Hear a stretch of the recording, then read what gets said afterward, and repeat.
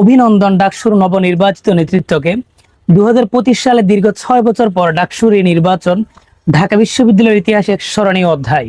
এই নির্বাচনে ভিপি হিসেবে সাদিক ভাই এবং এজিএস হিসেবে ফরহাদ ভাইয়ের জয় সাধারণ ছাত্র সমাজের বিশ্বাস, আশা এবং স্বপ্নের প্রতিফলন। ঢাকা বিশ্ববিদ্যালয়ের একজন সাধারণ ছাত্র হিসেবে আমি মনে করছি আপনাদের হাতে নতুন ভোরের আলো দেখছে আমাদের ক্যাম্পাস।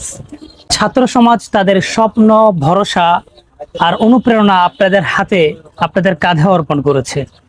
তাই ব্যক্তিগত স্বার্থের ঊর্ধ্বে গিয়ে আপনাদেরকে হতে হবে ছাত্র সমাজের প্রকৃত কণ্ঠস্বর, সাধারণ ছাত্রছাত্রীদের আনন্দ বেদনার প্রকৃত প্রতিনিধি।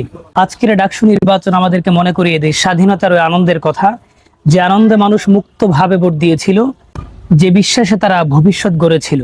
ঠিক সেভাবেই আজকের এই নির্বাচন আমাদের জন্য এক নতুন স্বাধীনতার পরশ, এক নতুন স্বপ্নের শুরু।